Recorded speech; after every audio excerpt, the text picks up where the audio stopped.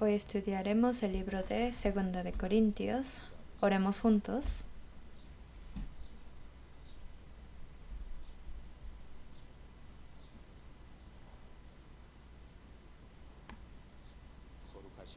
Dios Padre, Santo y Misericordioso, te damos gracias.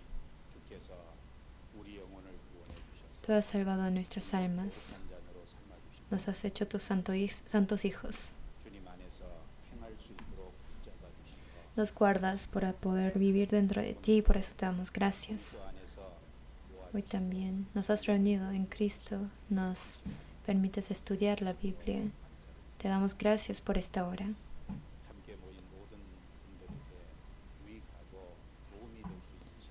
Queremos que sea un tiempo valioso y útil para todos los que están reunidos. Por medio de la palabra, queremos que sea la palabra nuestra vida, nuestra fuerza y podamos descubrir cuál es tu voluntad. Para esto guíanos.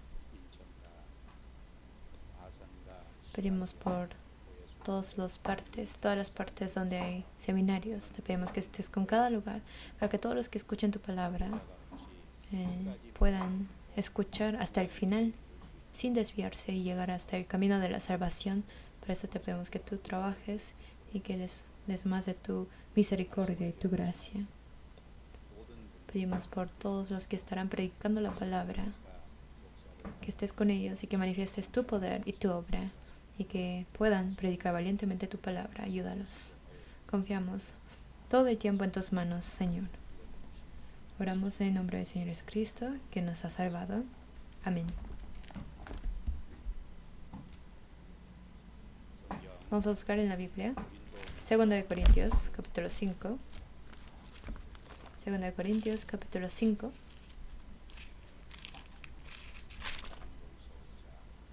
Segunda de Corintios, capítulo 5.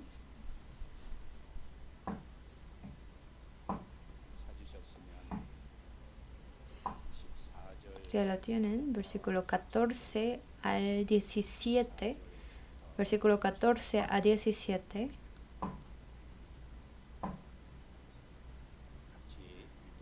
Leamos juntos.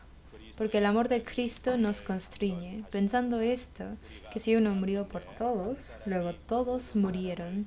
Y si por todos murió, para que los que viven ya no viven para sí, sino para aquel que murió y resucitó por ellos. De manera que nosotros de aquí en adelante a nadie conocemos según la carne, y aun si a Cristo conocimos según la carne, ya no lo conocemos así. De modo que si alguno está en Cristo, nueva criatura es. Las cosas viejas pasaron, he aquí, todas son hechas nuevas.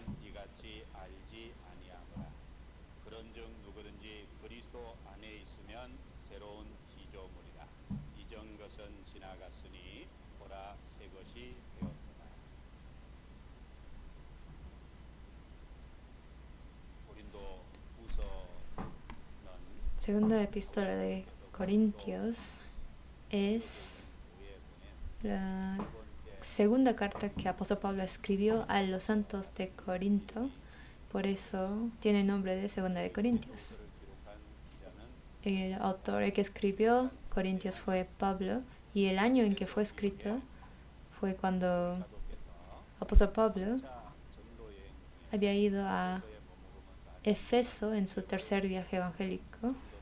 Durante 2 años y medio estuvo predicando en Éfeso y ahí escribió Primera de Corintios y la envió, y unos 6 meses después la escribió Segunda de Corintios. Entonces el año en que fue escrito fue año 55 después de Cristo. Entre año 55 o a principios de año 56, el lugar en que fue escrito fue Macedonia.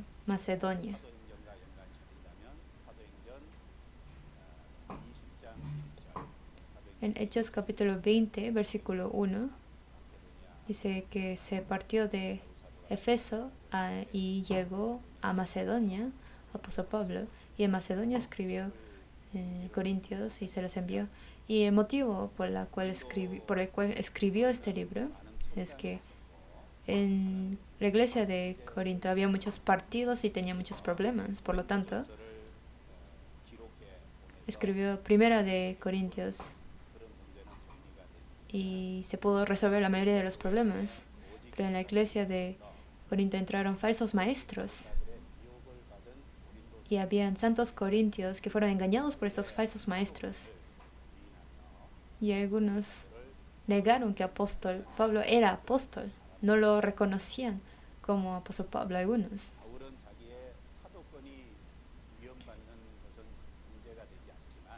Para Pablo no le causaba algún problema de que no lo reconocieran apóstol, pero él temía que por no reconocerlo como apóstol eso afectaría el evangelio que están recibiendo. Entonces, para resolver esos problemas se escribió y se envió esta carta, podríamos decirlo así. Y de los 14 libros que escribió apóstol Pablo, en este libro viene más incluidos los sentimientos personales de apóstol Pablo. Entonces, donde habló más de su sentimiento personal fue en 2 Corintios. Por medio de 2 Corintios podemos conocer y leer el corazón de apóstol Pablo y con qué condición y corazón predicaba Pablo. Acerca de cómo era su fe de Pablo, lo podemos averiguar por medio de 2 Corintios. Para resumir este libro, de capítulo 1 a capítulo 7, es la defensa de apóstol Pablo como apóstol. Pero podemos decir que es una defensa pasiva. Da a conocer que su autoridad de ser apóstol viene de Dios y vuelve a insistir en el evangelio que él predica. Y luego en capítulo 8 y 9, en ese tiempo en Jerusalén hubo una gran sequía y hambre, y los hermanos de Jerusalén tenían hambre, pasaban por hambre, y habla acerca de palabras de consejo de ayudar a los santos de Jerusalén en capítulo 8 y 9. Luego de capítulo 10 a 13 vuelve a poner énfasis en su autoridad de Pablo como apóstol y se defiende activamente. Entonces, en 3 partes lo podemos dividir, de capítulo 1 a 7, de capítulo 8 a 9 y luego de capítulo 10 al 13. En esas 3 partes grandes se podría dividir este libro.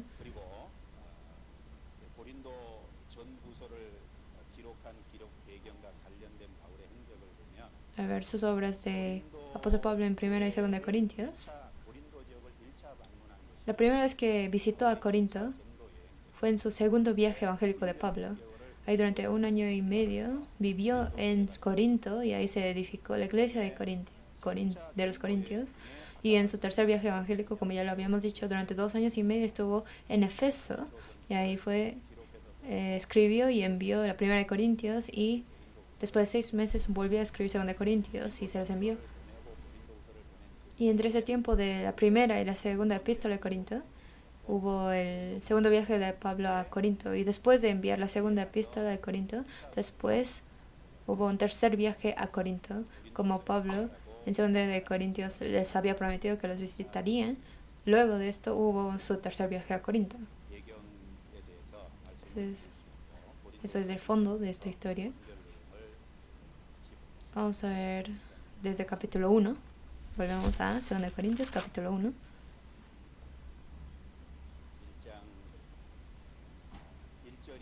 Capítulo 1, versículo 1 y 2 son palabras de salutación. Luego del versículo 3 al 11 son palabras de cómo Dios los salva y los consuela de las aflicciones. Los alaba a Dios en esta introducción. Luego del versículo 12 al 14 es cuando el apóstol Pablo habla de su veracidad, de cómo trata a los corintios y se defiende. Y luego versículo 15 al 24 habla acerca de su plan de visitar a Corinto.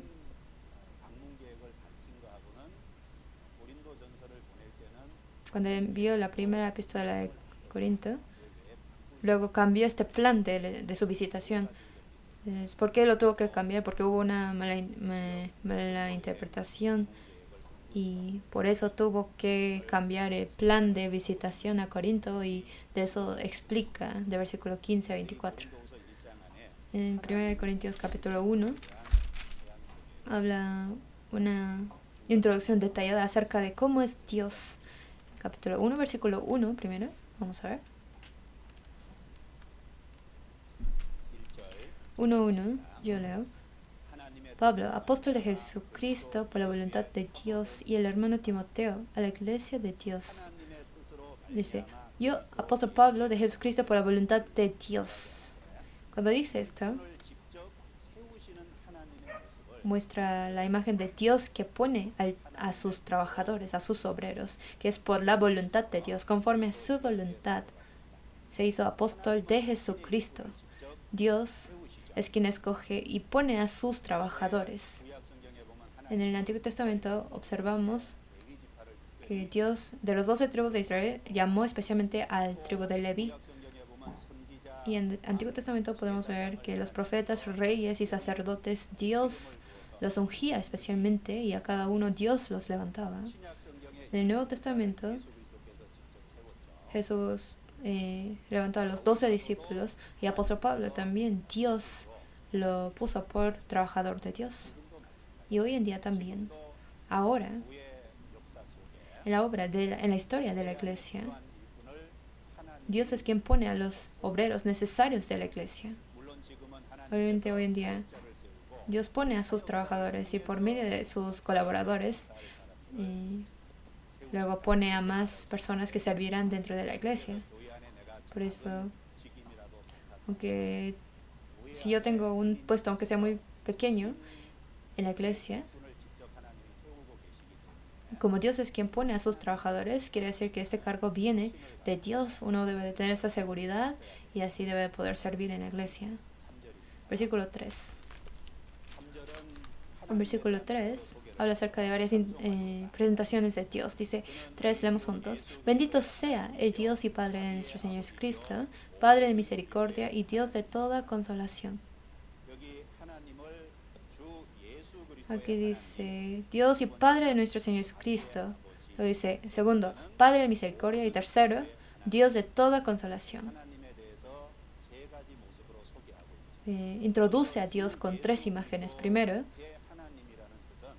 Dios y Padre de nuestro Señor Jesucristo. ¿Qué quiere decir? Que por medio de Jesucristo Dios se manifiesta. Esto quiere decir, en Hebreos capítulo 1, versículo 1 y 2, dice: Dios, habiendo hablado muchas veces y de muchas maneras en otro tiempo a los padres por los profetas, en estos postreros días nos ha hablado por el Hijo.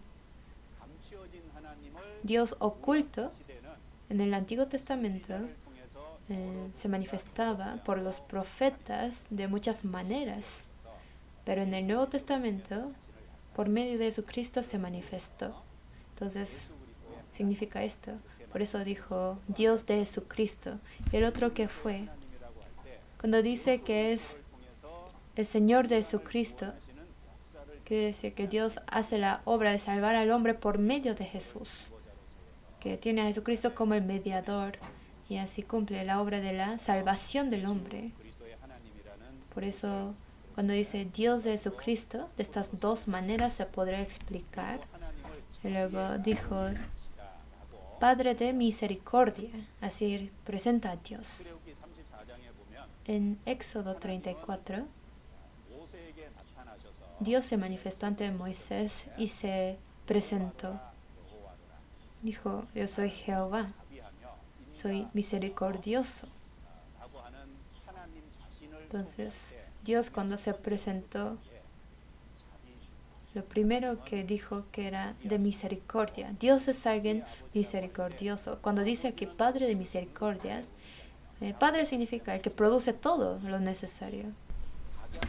En Santiago 1:17 dice: toda buena dádiva y todo don perfecto desciende de lo alto, del Padre de las luces.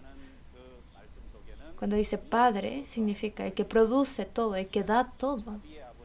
Entonces, cuando dice Padre de misericordia, quiere decir que Él es fuente de misericordia. Él es quien produce misericordia. Así presenta a Dios. Así lo podríamos decir.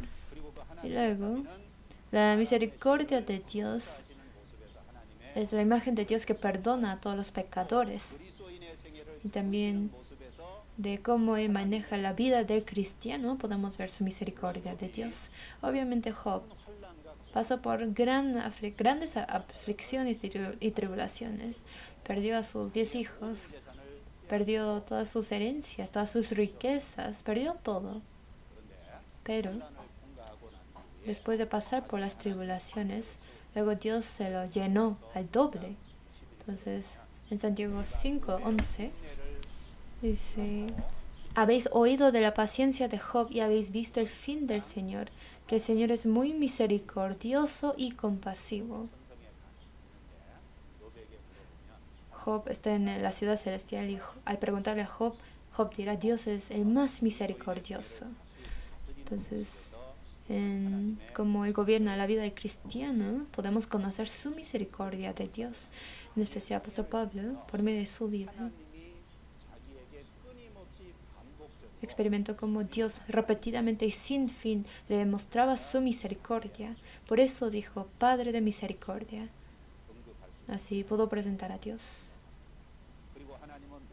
Luego, Dios es Dios de toda consolación. Su característica interna de Dios es misericordia. Y su misericordia interior se expone como su consolación. Por eso dijo: Dios de toda consolación. Por eso en capítulo 1, versículo 3 a 10, aparecen 10 veces la palabra respecto de la consolación o el consuelo. Y así expresando de varios ángulos de que Dios es Dios de consolación. El consuelo que nos recuerda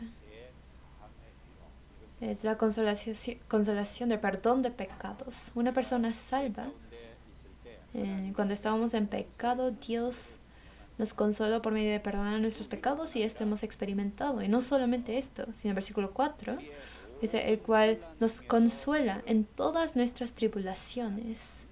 Dios es quien, por medio de perdonar nuestros pecados, nos consoló. Y no solamente esto, sino también en todas las tribulaciones del cristiano, consuela al cristiano. Hermanos, están pasando por aflicciones o dificultades. En todas las tribulaciones es Dios quien nos consuela. Si tienen tribulaciones, miren a Dios. Si siguen a Dios, seguramente,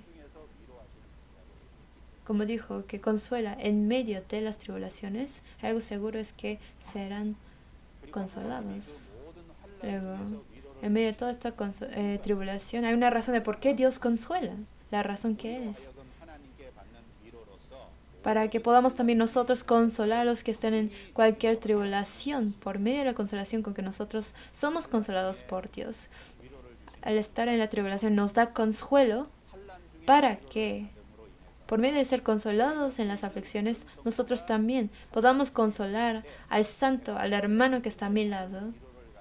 Con el consuelo que yo recibí en mi tribulación, puedo consolar a esta persona. Para esto Dios consuela al santo que está en tribulación.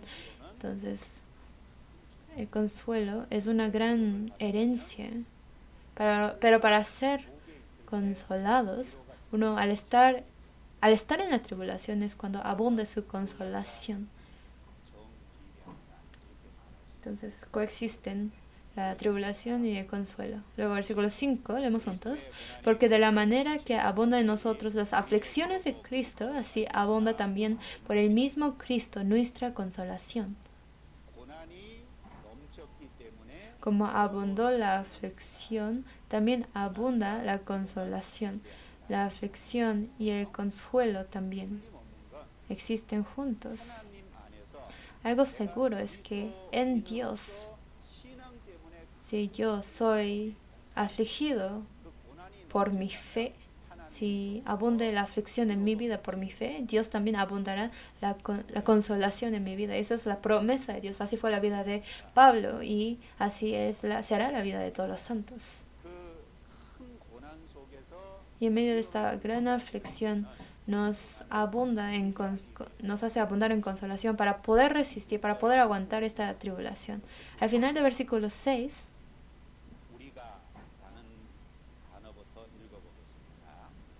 dice a la mitad, y si somos consolados es para vuestra consolación y salvación. Hace que tengamos mucha consolación en la tribulación para que podamos aguantar estas aflicciones. El consolar al cristiano es de varias maneras. Dios consuela directamente y aparte otros santos por medio de sus tribulaciones me consuelan. Si otro cristiano ha experimentado cómo Dios le consuela en sus aflicciones, si lo comparte por medio de testimonio en la reunión, este testimonio puede ser de gran consuelo para otro hermano que está pasando por aflicciones. Por eso es que el testimonio de los santos es tan importante. Cuando estamos en tribulación, Dios nos consuela para no solamente yo aguantar en mis tribulaciones, sino esto sea de herencia para poder consolar a otros santos. Por eso Dios nos consuela. Entonces nos da estos consuelos, no solamente para uno mismo y uno individuo, sino también para, a la vez de ser consuelo para mí, también es consuelo para otros santos. Y así es que este consuelo que recibimos de Dios tenemos que compartirlo, porque no es consuelo solamente para uno mismo. Por eso, por medio de los sentimientos y las confrontaciones, se puede compartir esta consolación que recibimos. Y capítulo 1, versículo 8 y 9. 1, 8 y 9. Leamos juntos. Porque hermanos, no queremos que ignoréis acerca de nuestra tribulación que nos sobrevino en Asia, pues fuimos abrumados sobremanera más allá de nuestras fuerzas, de tal modo que aún perdimos la esperanza de conservar la vida. Pero tuvimos en nosotros sentencia de muerte para que no confiásemos en nosotros mismos, sino en Dios que resucitó a los muertos.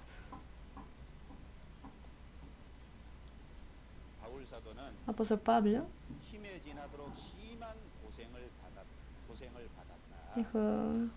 dijo, fuimos abrumados sobremanera más allá de nuestras fuerzas.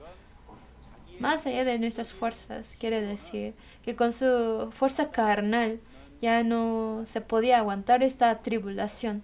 Fuimos abrumados sobremanera más allá de nuestras fuerzas.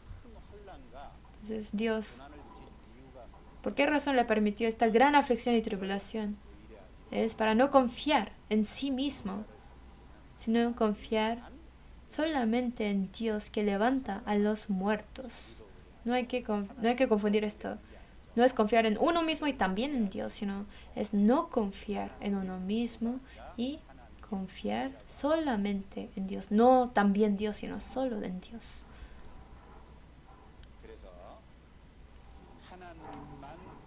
Pues, para hacernos solamente confiar en Dios, Dios le dio grandes tribulaciones a Pablo. De aquí vamos a aprender algo. Apóstol Pablo tenía una fe muy madura. Fue llamado como apóstol. Recibió muchas revelaciones especiales de Dios. Pero aún así Pablo tenía el peligro de confiar en sí mismo, ¿no? Entonces si es así, nosotros cuanto más. Nosotros en cualquier momento podemos confiar en nosotros mismos. Y el confiar en sí mismo ante Dios es algo muy malvado. Confiar en sí mismo es algo muy difícil de tratar. Es una enfermedad muy difícil de curar. Por eso es que Dios, a veces para hacer que uno solamente confíe en Dios, toma medidas extremas, como cuáles. Fuimos abrumados de sobremanera, hasta más allá de donde no puedo resistir, me puede llevar Dios. ¿Por qué? Para hacerme solamente confiar en Dios. Por eso hay un dicho famoso que dice, el fin del hombre es el comienzo del trabajo de Dios, que el límite del hombre es el comienzo del trabajo de Dios. Tal vez cuando no tenemos ninguna dificultad, no estamos cansados, no sabemos si estamos confiando en Dios o no, ¿verdad? Pero cuando realmente pasamos por una aflicción muy dura, cuando pasamos por lugares muy difíciles, es cuando uno se da cuenta que uno no puede solo. Y ahí es cuando uno solamente puede mirar a Dios y aferrarse a Dios nada más.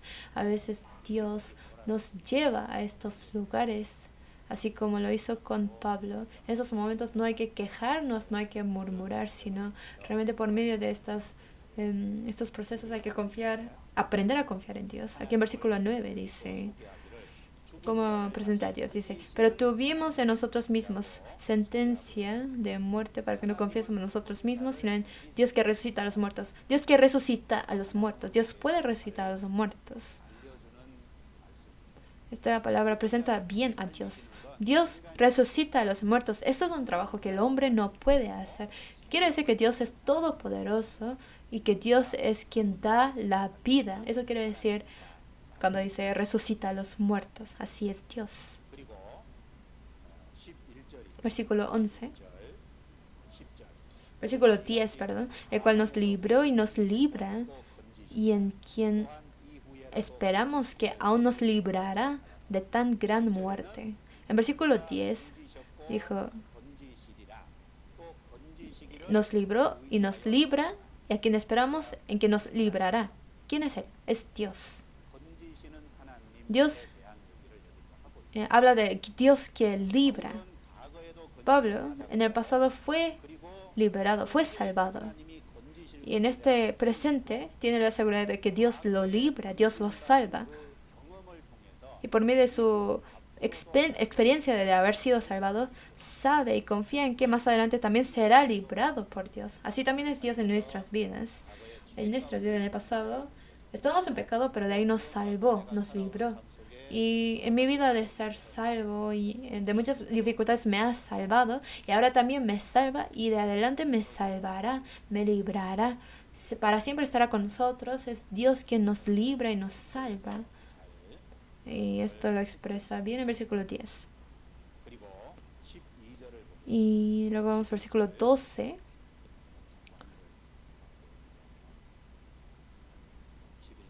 Perdón, versículo 11. Dice, cooperando también vosotros a favor nuestro con la oración, para que por muchas personas sean dadas gracias a favor de nuestro por el don concedido a nosotros. Apóstol Pablo recibe muchos dones de Dios, y el don que Apóstol Pablo recibió de Dios fue de gran beneficio, de gozo y de ayuda a que la iglesia sea edificada. Entonces este poder y don que recibió Pablo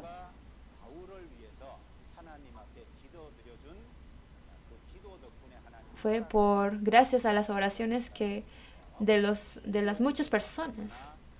Entonces aquí habla acerca de qué tan importante es la oración mediadora, el orar por el otro, en especial en la iglesia. Una cosa que los hermanos tienen que orar, no deben de faltar orar por los que están enfrente predicando, los predicadores o pastores. Porque si oran por ellos, al final el resultado, el beneficio vuelve a uno mismo.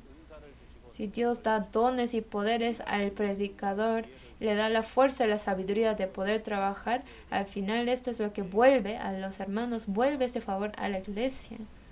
Entonces, como dice, para que por muchas personas sean dadas gracias a favor de nuestro por el don. Por medio de este tiempo aprovecho a pedirles que oren más por los que trabajan y predican en la iglesia, los que están hasta adelante predicando, y no solamente por los predicadores, sino para los que están haciendo trabajos importantes dentro de la iglesia, y muchas personas que están sirviendo dentro de la iglesia. Si oran por ellos, así Dios les dará fuerza y poder, y al estar ante Dios se darán cuenta que hicieron una gran obra al orar por ellos. Por eso les pido que oren mucho por mí. A veces, cuando estoy en seminarios, me llegan mensajes de que están orando por mí. o por cartas me dicen que están orando por mí. Y cada vez que leo algo así, cuando estoy pasando por tiempos difíciles o tengo cansancio, por medio de esas cartas y estos mensajes de que están orando por mí, me nacen más fuerzas. Por eso les pido que oren por nosotros. El versículo 12 a 14 habla acerca de la postura de Pablo, de cómo trata a los santos. Esto no solamente es como Pablo, sino debe de ser como nosotros tratamos a los demás santos. 12 leemos juntos. Porque nuestra gloria es esta, el testimonio de nuestra conciencia, que con sencillez y sinceridad de Dios, no con sabiduría humana, sino con la gracia de Dios, nos hemos conducido en el mundo y mucho más con vosotros. Aquí dice, al presentar a Dios, dijo, por la sencillez y sinceridad de Dios, dice, por la gracia de Dios. Dios es sencillo, es sincero, Dios tiene gracia. Aquí Pablo presenta a Dios así, que él, al tratar a los santos de Corinto, los trató con la postura de la sencillez y la sinceridad y la gracia de Dios. Él, con esta postura, trató a los santos de Corinto. Nosotros también, a los hermanos y hermanas a mi alrededor, nosotros también, con esta pureza y sencillez y la sinceridad de Dios, tenemos que tratarlo. ¿Qué es la sencillez? Que no hay que tratar a los santos con un corazón malvado de querer engañarlos, de querer aprovecharse de ellos, ¿no? Sino con la sinceridad, con sencillez. ¿Y qué es la gracia de Dios? La gracia de Dios es lo que se manifestó por medio de perdonarnos, ¿no? Al tratar a los hermanos. Por la gracia de Dios tenemos que tener el corazón de perdonar a los demás hermanos y hermanas. Entonces, esto es como la postura básica de cómo debe de servir a los santos. ¿Cuáles eran? La sencillez, la sinceridad y la gracia de Dios. Y así hay que servir a los santos. Y así como dijo apóstol Pablo, así lo podemos decir, el versículo 14, dice, como también en parte habéis entendido que somos vuestra gloria, así como también vosotros la nuestra, para el día del Señor Jesús. El día del Señor Jesús es en su venida, que en su venida los santos corintios serán la gloria de Pablo, y Pablo será de gloria para los santos de Corinto. Nosotros, al estar ante Dios, hay que recordar que seremos gloria uno para el otro. Por eso ahora con este corazón hay que servirlos. Si en ese momento viniera el Señor y si tenemos que estar ante el Señor ahora en este momento, lo que será de gozo para nosotros serán los demás santos, ¿verdad? El gozo de los demás santos será nuestro gozo. Por eso en San Lucas 16:9 dice, ganad amigos por medio de las riquezas injustas, para que cuando éstas falten os reciban en las moradas eternas. O sea, que ahora con sinceridad, sencillez y de gracia uno ha tratado a alguien ante Dios, esto será de gloria del uno para el otro, y así brillará en el rostro del uno para el otro. Y al recordar esto, entonces nos daría una idea de cómo debemos de tratar a los santos, porque esto también afectaría y prepararía la gloria de uno en el mundo eterno. Capítulo 1, versículo 15 al 24 habla acerca de el cambio del viaje evangélico, de su explicación. En versículo 15 uno puede confundir algo. En versículo 15 leemos juntos: con esta confianza quise ir primero a vosotros, para que tuvieseis una segunda gracia. Cuando dice una segunda gracia, algunos dicen que la gracia de la salvación, con eso no es suficiente, sino hay que recibir otra gracia. Y a veces habían personas que así decían. Pero aquí cuando dice, para que tuvieseis una segunda gracia, ¿qué significa?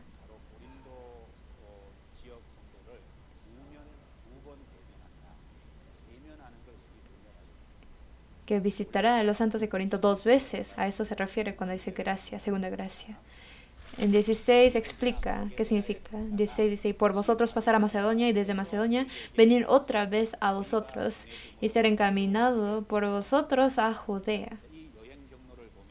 Al observar este camino de viaje, Pablo, que estaba en Éfeso, fue a Corinto y otra vez quiso pasar a Macedonia, y de Macedonia otra vez venir a Corinto, y de Corinto, si se lo permiten, irá a Judea.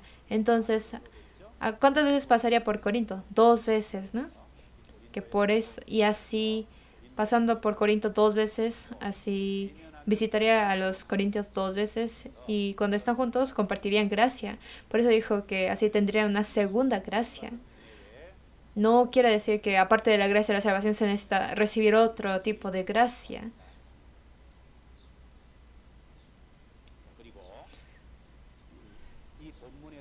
En este versículo,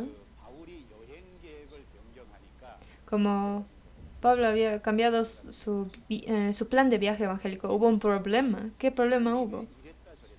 Los corintios estaban diciendo, ¿por qué Pablo dice primero esto y luego el otro? Que si él había decidido su viaje evangélico, tenía que cumplir su plan. Pero ¿por qué dijo que sí? Y luego cambia sus planes y luego vuelve a cambiar sus planes. ¿Por qué lo hace? Por eso Pablo no es organizado. Y Pablo es doble cara. Así estaban criticando a algunos corintios a Pablo. Por eso Pablo tenía que explicar esto.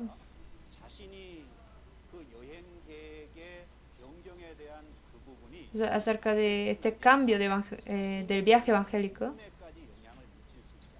Eso no solo afecta a él, sino puede afectar hasta el evangelio que predica. Entonces, a causa del evangelio, él tuvo que cambiar su plan del viaje, y explica por qué se tuvo que cambiar. Que también este cambio lo hizo conforme a la guía de Dios. O sea que Pablo no lo hizo como hombre, sino este plan también se hizo conforme a la guía de Dios. Él tuvo que hacer cambios a su plan evangélico. Y aunque él es débil, el evangelio que Pablo les predicó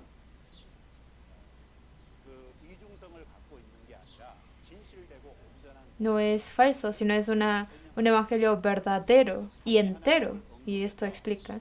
Y habla de la Trinidad de Dios, de la veracidad de Dios y de Jesús y del Espíritu Santo.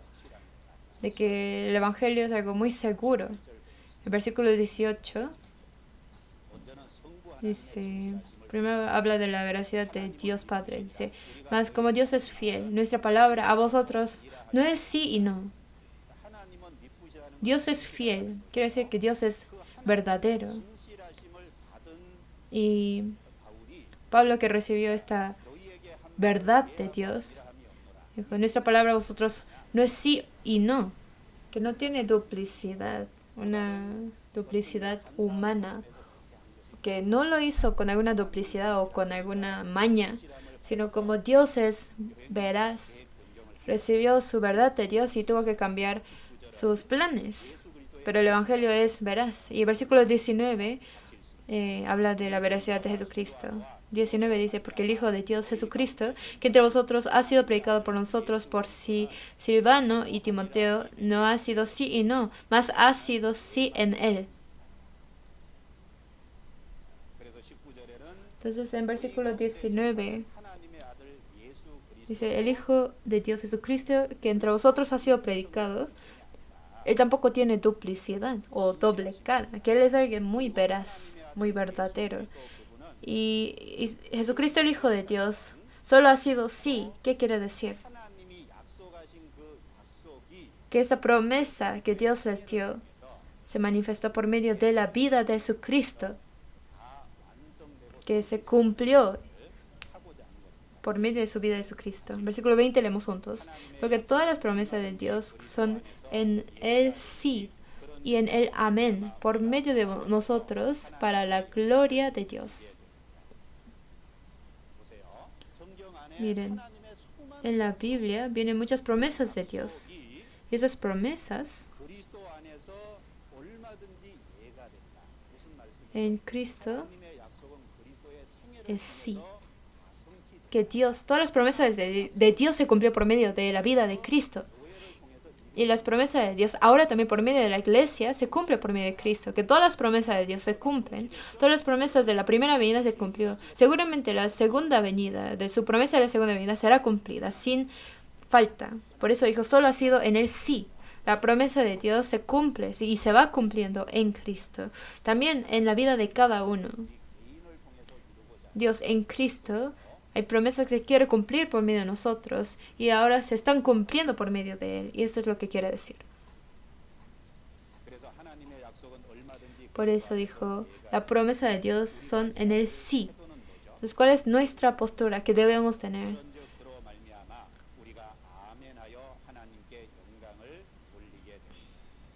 Dice, y en el amén por medio de nosotros para la gloria de Dios. ¿Qué es la actitud que debemos tener ante Dios? Decir que sí, para glorificar a Dios. ¿Qué significa? Que nosotros tenemos que obedecer nada más. Que por medio de obedecer, toda esa palabra de la promesa será cumplida. Aferrarnos a esa palabra y obedecer la palabra y confiar en esa palabra para así manifestar a Dios en nuestras vidas y así glorificar a Dios. Por eso ha sido sí solamente. Cuando Dios nos dice algo, no podemos decir que no, ¿verdad? Nadie reaccionó. La promesa de Dios es en Cristo, sí. Porque nosotros estamos en Cristo. Somos salvos y estamos en Cristo. Y todo se va cumpliendo en Cristo. Entonces nosotros, ante la palabra de la promesa de Dios, tenemos que decir sí. Es obedecer. Y si obedecemos, así se manifestará la gloria de Dios y lo podremos ver. Entonces habla acerca de la actitud y la postura y la reacción que debemos tener. Luego, de su fidelidad de Dios y de su Cristo. Y en versículo 21 y 22 habla de el sello del Espíritu Santo, de que la Trinidad de Dios, basándose en su fidelidad y la veracidad de Dios, defiende el Evangelio. Versículo 21 y 22 leamos juntos. Y el que nos confirma con vosotros es en Cristo, y el que nos ungió es Dios, el cual también nos ha sellado y nos ha dado las arras del Espíritu en nuestros corazones.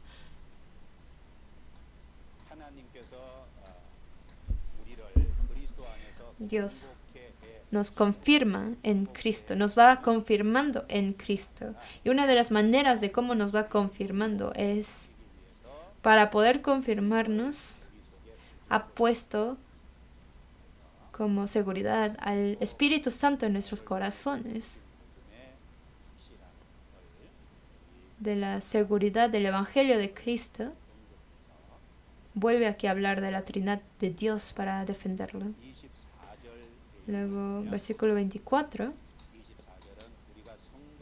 dice, habla acerca de nuestra actitud, de cómo debemos de tratar a los santos. Leemos juntos. No que nos enseñoreemos de vuestra fe, sino que colaboramos para vuestro gozo, porque por la fe estáis firmes.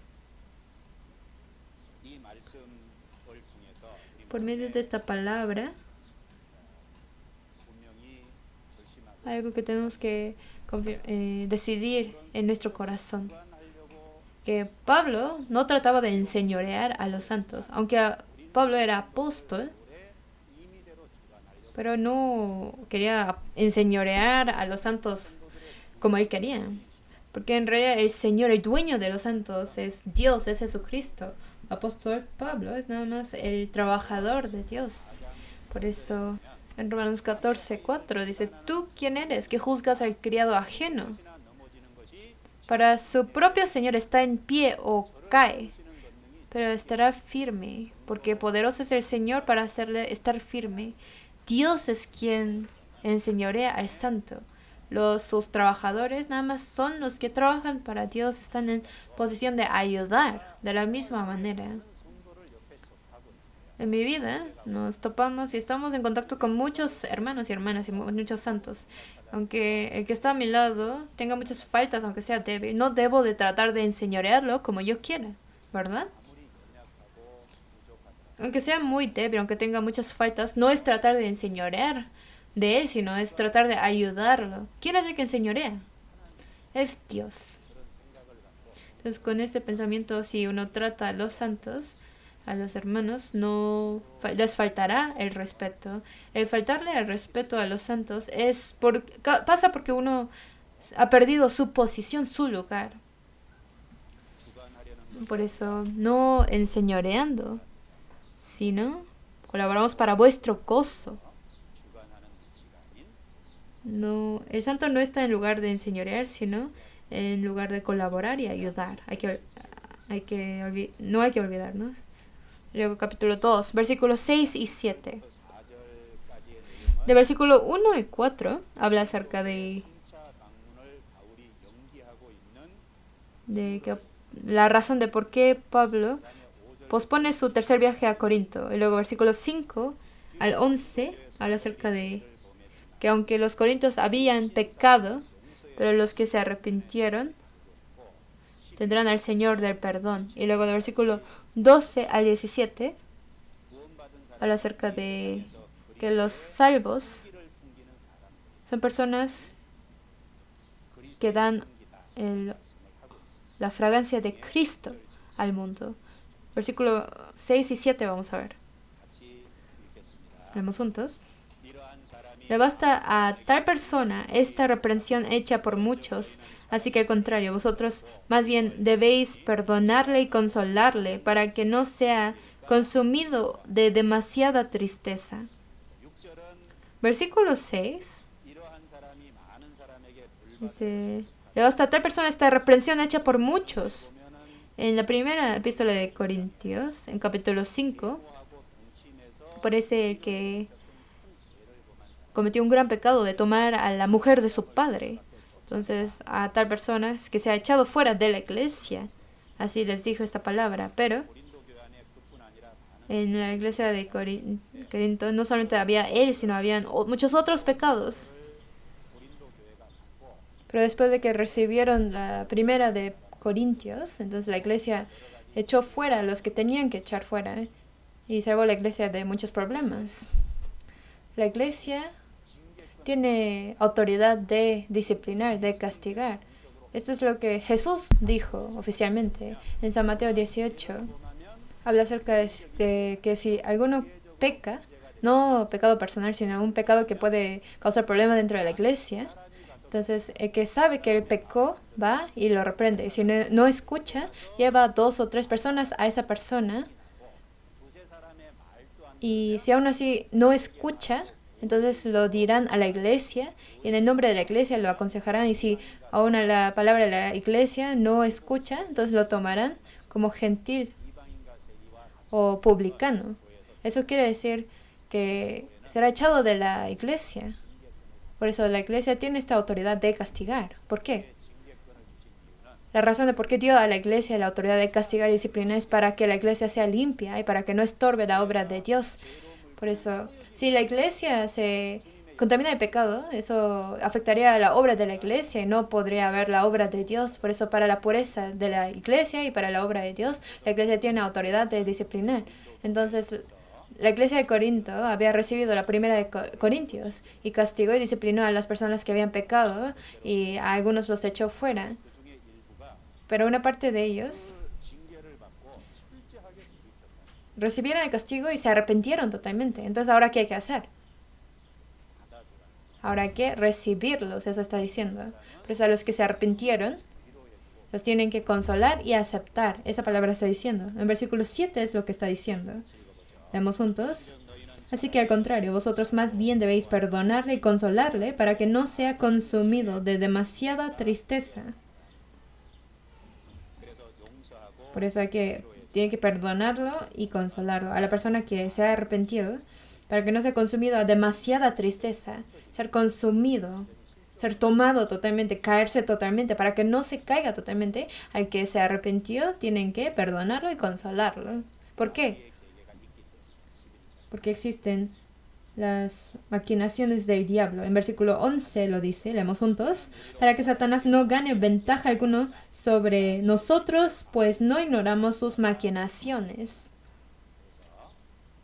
Entonces, el perdonar y consolar hace que puedan vencer las maquinaciones de Satanás. ¿Satanás qué hace? Hace que uno peque, hace que uno se caiga y se desanime y se desespere totalmente dentro del pecado. Eso es lo que hace Satanás, eso es la obra de Satanás.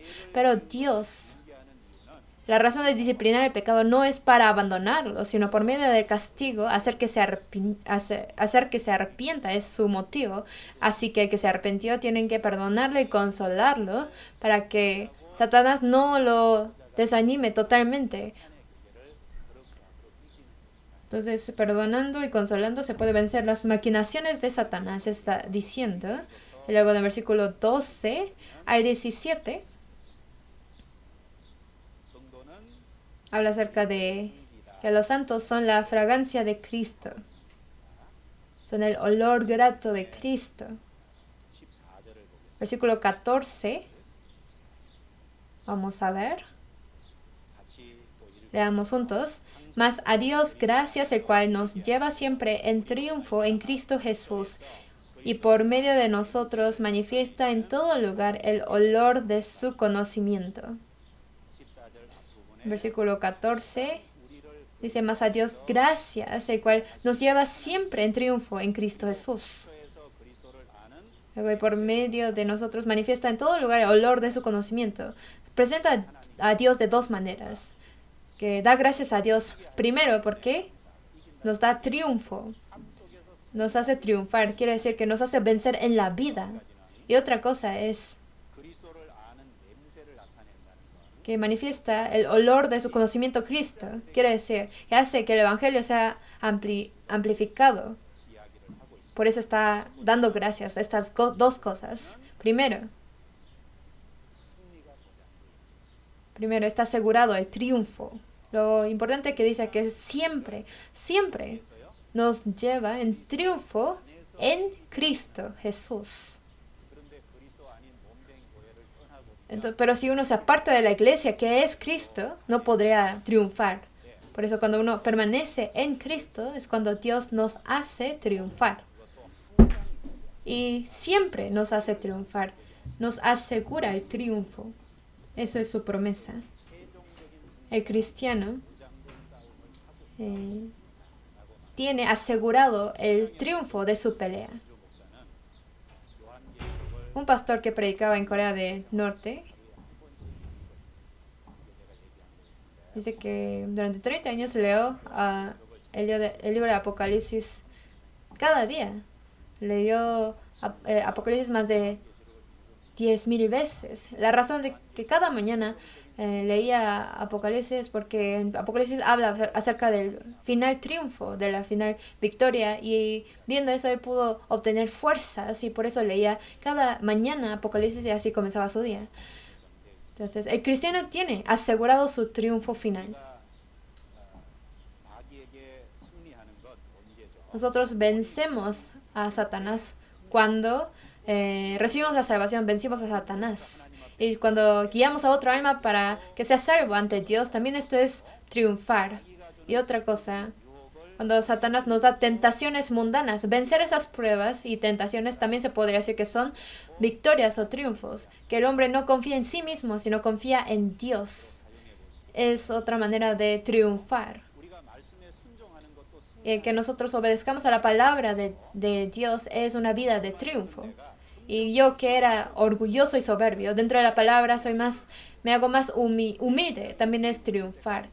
Y que guarde mi fe hasta el día de la venida del Señor es triunfar. Y que aunque haya aflicciones y dificultades en mi vida, pero no caerme ante esas tribulaciones, sino vencer esas tribulaciones y aflicciones y sobrepasarlo, es triunfar. Entonces, en Cristo nos hace triunfar en varias imágenes diferentes. Y nosotros servimos a este Dios.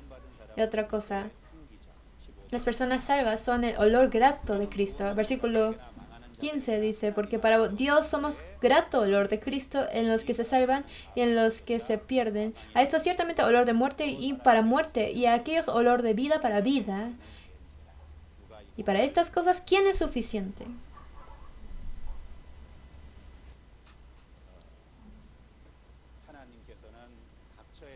Dios hace que cada uno manifieste el olor grato de Cristo. En Hechos 1:8 dice: recibiréis poder cuando haya venido sobre vosotros el Espíritu Santo y me seréis testigos en Jerusalén, en toda Judea, en Samaria y hasta lo último de la tierra.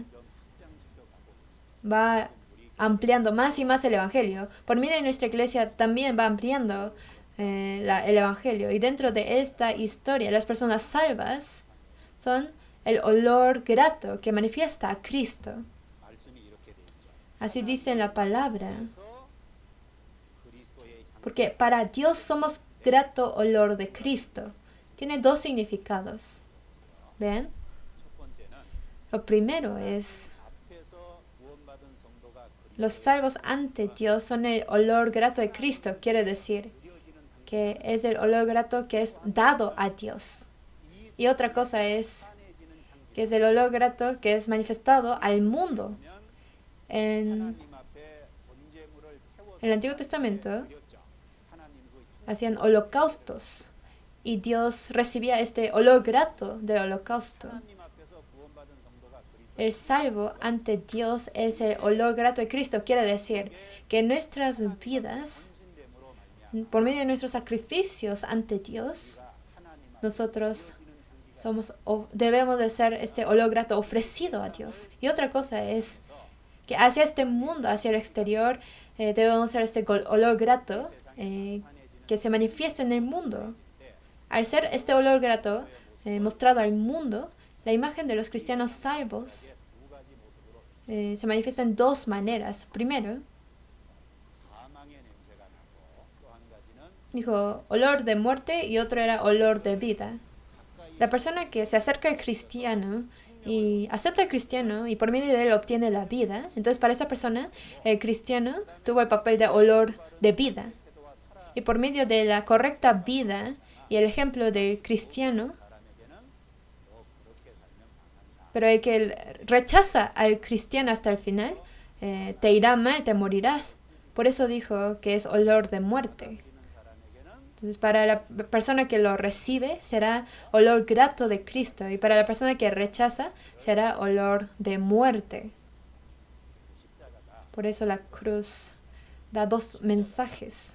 La cruz, a la vez de ser mensaje de la vida, también es mensaje del juicio. Para el que lo recibe es mensaje de vida, pero la cruz al que lo rechaza, al que lo niega, le está dando el mensaje de juicio. Que por tus pecados murió el Señor así, pero si no lo recibes, si no lo aceptas, serás juzgado. Entonces la cruz proclama este mensaje. Por eso vean, la abeja produce miel para su dueño, pero la abeja a veces pica al que quiere robar su miel, ¿no? A la vez de dar miel a su dueño, pero al que invade lo pica con su veneno. Y luego, la misma luz del sol. Con esta misma luz del sol, a veces da frutos buenos para los hombres, pero a la vez recibiendo la misma luz del sol, hay parásitos que se hacen más y más venenosos al ser expuestos a más luz del sol y así puede lastimar al hombre hasta matar al hombre. Entonces, bajo la misma luz del sol hay dos diferentes reacciones. De la misma manera, de la vida del cristiano, al que lo recibe, al que lo acepta, es de vida, y al que lo niega y rechaza será de muerte. Por eso, cuando el cristiano vive una vida correcta, es como si estuviera diciéndole a la gente, ¿cómo vivirás ante Dios? Los cristianos pueden dar a elegir la muerte o la vida a la gente del mundo. Y por medio de su vida lo están diciendo. Eso está diciendo aquí. Versículo 17. Versículo 17. Leamos juntos. Pues no somos como muchos que medran falsificando la palabra de Dios, sino que con sinceridad, como de parte de Dios y delante de Dios, hablamos en Cristo. Ya cuando fue escrito 2 Corintios, muchas personas habían falsificado y confundido la palabra de Dios. Aquí cuando dice falsificar, es como cuando un negociante vende. Entonces, con ese sentido, predicaba la palabra.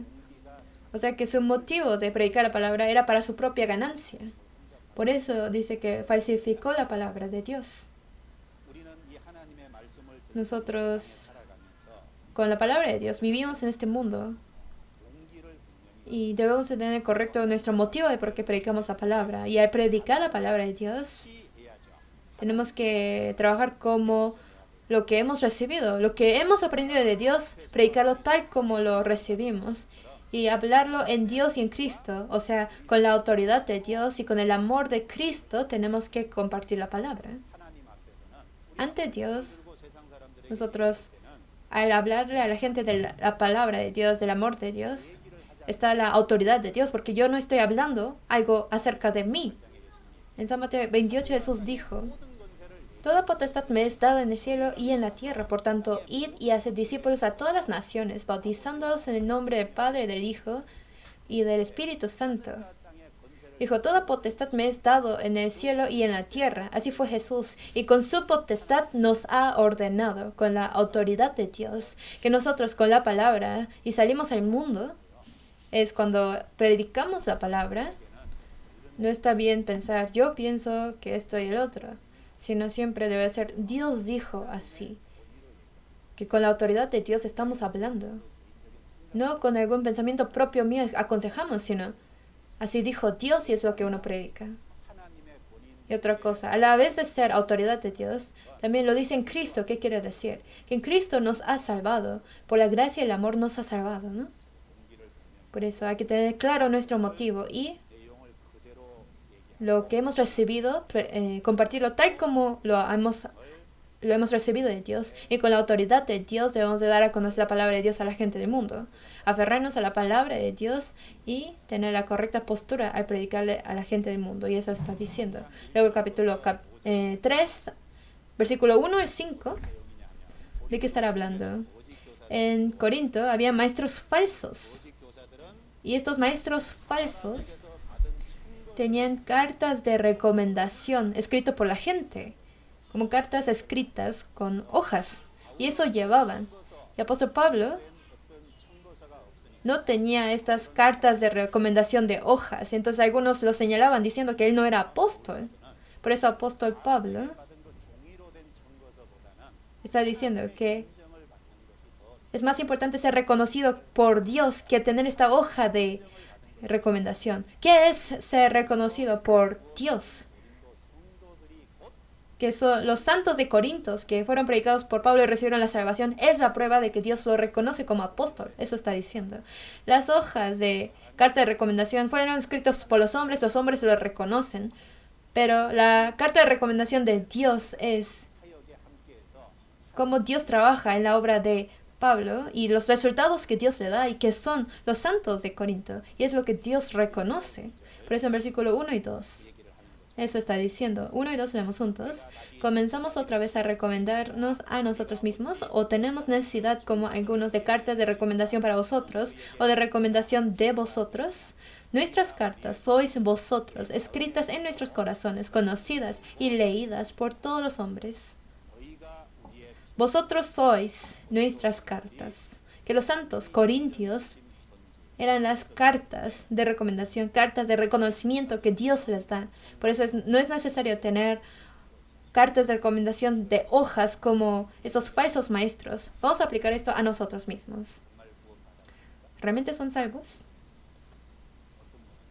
Hay personas que si uno dice yo soy salvo, o si un predicador le dice tú eres salvo, y con eso se quieren consolar. Pero aunque la gente lo reconozca, pero el hombre no tiene un juicio exacto. Lo más importante es que Dios lo reconozca. Si Dios lo reconoce, y eso es una seguridad interna por medio de la palabra de Dios. Es una seguridad basada en la palabra de Dios dentro de uno mismo. Y debe de uno de tener esta seguridad. Y esto es el primer reconocimiento de Dios hacia esa persona.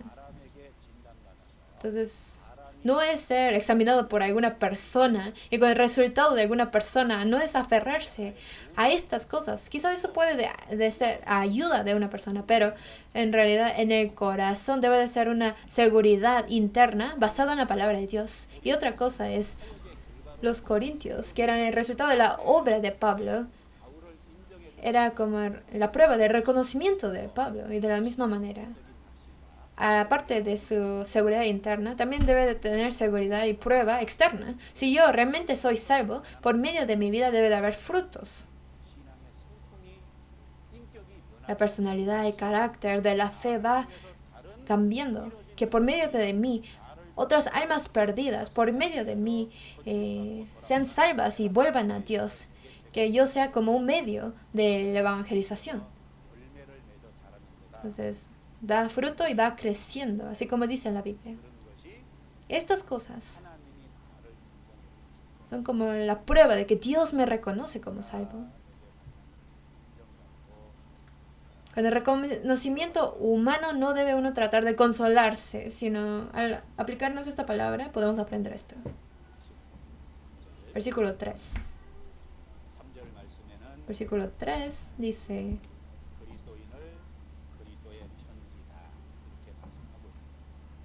al cristiano que sois la carta de Cristo. 3 leemos juntos. Siendo manifiesto que sois carta de Cristo expedida por nosotros, escrita no con tinta, sino con el Espíritu del Dios vivo, no en tablas de piedra, sino en tablas de carne del corazón. Esta palabra también nos da una gran enseñanza. Estaba diciéndole a los corintios, siendo manifiesto que sois carta de Cristo expedida por nosotros, o sea, por medio del apóstol Pablo. No solamente los corintios, sino todas las personas salvas de este siglo ante Dios son la carta de Cristo. La carta tiene escritura, ¿no? Primero, es la carta que tiene a Cristo escrito. Dentro de la persona salva está Cristo. Entonces, es la carta donde Cristo está escrito, así podríamos decir. ¿Y cuál fue la herramienta para escribir? Dice,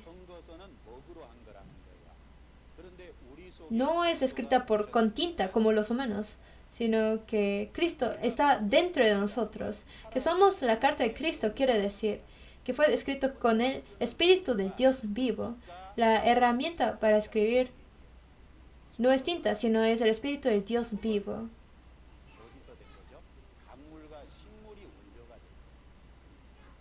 La tinta es hecha por cosas materiales, pero el Espíritu Santo es cuando murió Jesús y resucitó y ascendió, y como resultado, basándose en la muerte y la resurrección, ¿quién vino? Vino el Espíritu Santo.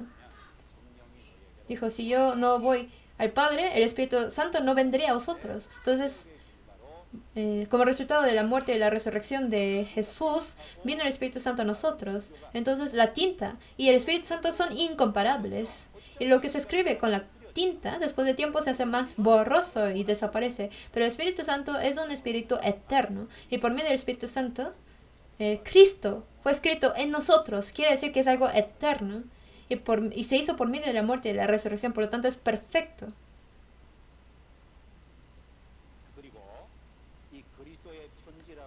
Luego, cuando dice carta de Cristo, otro significado es que los santos de este mundo son la carta que manifiesta a Cristo.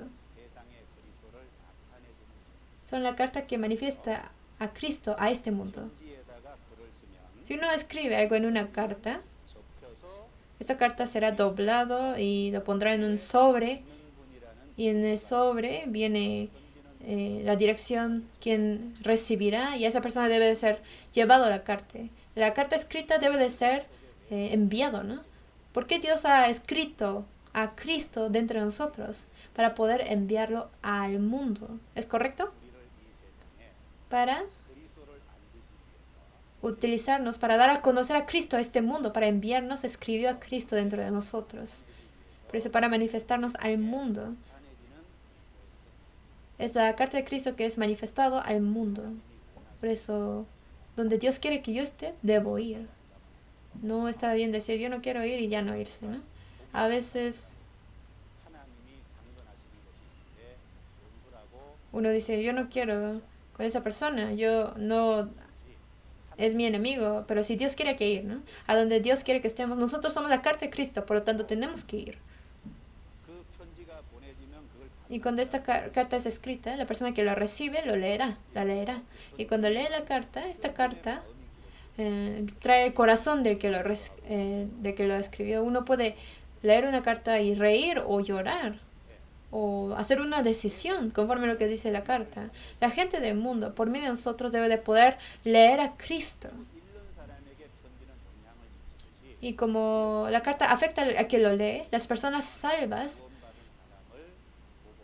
miran. La gente del mundo mira a las personas salvas y deben de ser afectados mirando a la persona salva. Y esto es algo obvio. Pero miren, si yo estoy en el trabajo y 3 años yo he estado en este trabajo, pero si a mi alrededor ni sabe si yo soy cristiano, quiere decir que estoy actuando incorrectamente, ¿no? La gente del mundo debe de poder leer a Cristo por medio de mí y leyéndome debe de ser afectados. Es uno de dos. Me criticarán o me aceptarán, ¿no? Me perseguirán o me aceptarán. La persona que recibe el evangelio va a ser de vida para esa persona. Y si no, va a ser de muerte para esa persona. Pero si uno por temer la persecución no da a conocer que uno es cristiano, entonces no estamos cumpliendo con el papel de que somos la carta de Cristo, este papel que Dios nos ha dado. Por eso el significado de la carta de Cristo, grábenlo más en sus corazones. En el tiempo del Imperio de Babilonia, Daniel vivía en Babilonia. Daniel y sus 3 amigos afectaba mucho a la gente alrededor. De la misma manera, yo, en mi trabajo, en donde yo vivo, en la familia en que yo estoy, yo debo de ser la carta de Cristo y hacer este papel de manifestar a la gente del mundo acerca de Cristo. Debo de poder afectar a otros acerca de Cristo. Por eso, en ese significado dice que somos la carta de Cristo. Versículo 4 y 5. 4 y 5, leemos juntos. Y tal confianza tenemos mediante Cristo para con Dios, no que seamos competentes por nosotros mismos para pensar algo como de nosotros mismos, sino que nuestra competencia proviene de Dios.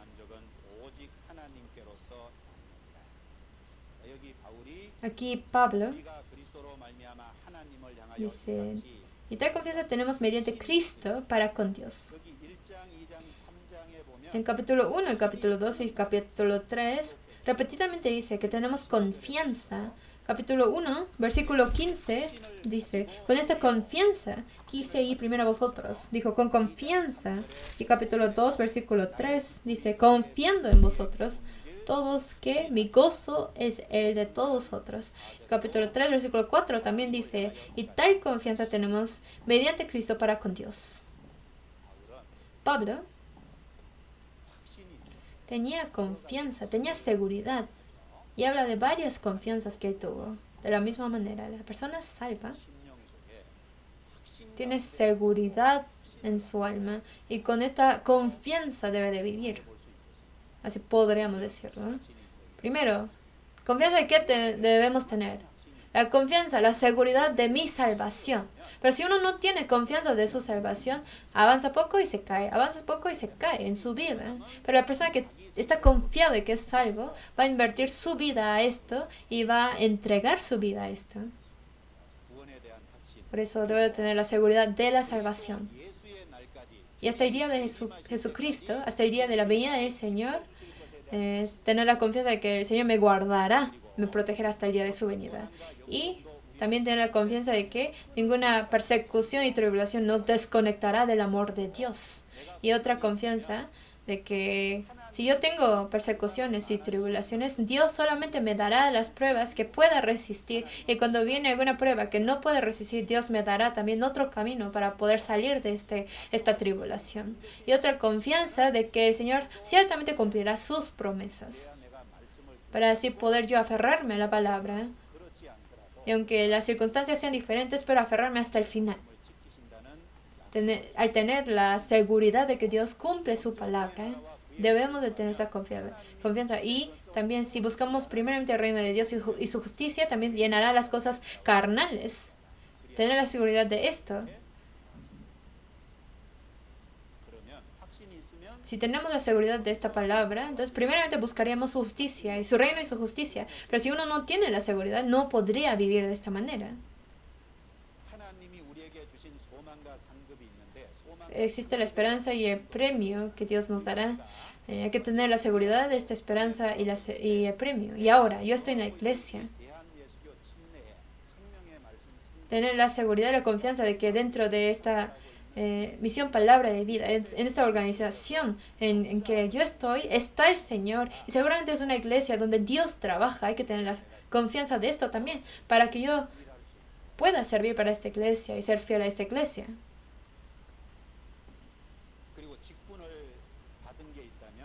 Y si uno ha recibido algún cargo, también tener la seguridad de que Dios es quien me ha dado este cargo. Y donde esté yo, mi puesto en mi familia, mi trabajo en cualquier lugar. También confiar que Dios es quien me ha permitido esta posición, este lugar en que estoy. Y también que tener la seguridad de que si yo entrego mis materiales a Dios, Dios me pagará con cosas mejores. Al tener esta seguridad, uno podrá invertir sus cosas materiales para el Evangelio.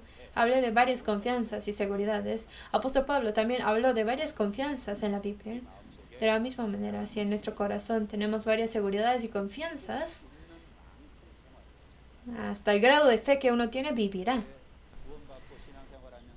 Al observar cómo una persona salva lleva su vida cristiana, al mirar cómo vive esta persona, vemos que vive hasta el grado de la fe que tiene, hasta la confianza que tiene. Pero uno, si no tiene confianza, no podría vivir correctamente. Entonces la vida es el resultado de la fe en uno mismo. Y si uno le hace falta la fe, entonces su vida tampoco podría seguir. Apóstol Pablo también pensó que necesita vivir con confianza y nos lo muestra varias imágenes. Y de capítulo 3, versículo 6, de capítulo 6 al 11, Pablo se presenta como ministros competentes de un nuevo pacto. Habla de qué tan glorioso es ser ministros competentes de un nuevo pacto. En versículo 6 dice, el cual asimismo nos hizo ministros competentes de un nuevo pacto, no de la letra, sino del espíritu, porque la letra mata, mas el espíritu vivifica. Aquí habla del pacto. Vean aquí. El pacto. La palabra pacto en griego tiene dos significados. El primer significado significa últimas palabras o testamento de una persona. Y el testamento es eficaz cuando una persona muere, ¿no? Pero en el Nuevo Testamento, cuando dice pacto, lo lleva con el significado del testamento. En realidad, el nuevo pacto, el evangelio que Jesús cumplió, se hace eficaz al momento de la muerte de Jesús. Antes de la muerte de Jesús, ¿qué dijo? Dando vino, dijo, esta es mi sangre que derramo por vosotros, que es la sangre de pacto. Cuando Jesús dijo sangre de pacto, en otras palabras sería la sangre del testamento.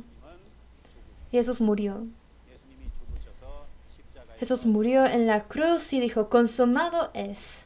Él quitó todos nuestros pecados y cuando Jesús murió, este testamento se hace eficaz inmediatamente. Por eso en Hebreos habla acerca de que el testamento tiene eficacia cuando uno muere. Y como Jesús murió, se hizo eficaz. En nuestra época, Jesús ya hace 2000 años vino, ¿no?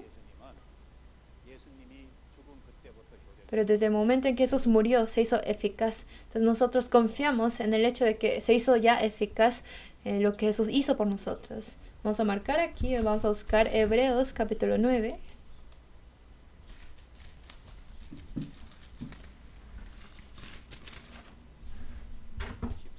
Hebreos 9, versículo 13. Hebreos 9, versículo 12, dice: y no por sangre de machos cabríos ni de becerros, sino por su propia sangre, entró una vez para siempre en el lugar santísimo, habiendo obtenido eterna redención. Que por su propia sangre hizo la eterna redención. Versículo 16 al 17. Leamos juntos. Porque donde hay testamento es necesario que intervenga muerte del testador, porque el testamento con la muerte se confirma, pues no es válido entre tanto que el testador vive. Aquí, hablando de pacto, dijo que es testamento.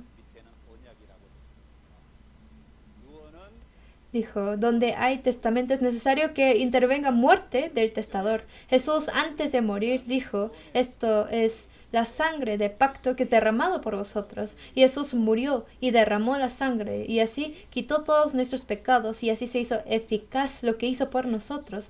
Ya hace 2000 años, esto que pasó, nosotros aceptamos su eficacia, ¿no? Por eso el pacto tiene también el significado del testamento. Entonces así la gracia que nos ha sido dado se hizo por medio de la muerte de Jesús. Es lo que primero podemos pensar. Y también el segundo significado del pacto en griego es acuerdo. El acuerdo. En esta palabra del griego utilizan dos palabras para expresar el acuerdo. Primero, el acuerdo es algo que ocurre entre dos partes, que es un acuerdo que los dos lados tienen que cumplir. O por medio de un ser absoluto se hace un acuerdo y el que acepta este acuerdo no se puede cambiar, pero lo puede aceptar y negar. Entonces, en la Biblia cuando dijo pacto, se utiliza este segundo significado, porque del lado de Dios lo decidió. Porque si fuera un pacto necesario para los dos lados, nadie de nosotros podría ir al cielo. El hombre es limitado, tiene muchas imposibilidades. Por eso es un pacto que de su lado de Dios incondicionalmente cumplió. Es algo que el hombre no puede cambiar. Lo único que el hombre puede hacer es aceptar o rechazar. ¿Qué sería lo sabio, no? Obviamente hay que aceptar el acuerdo que Dios hizo por nosotros.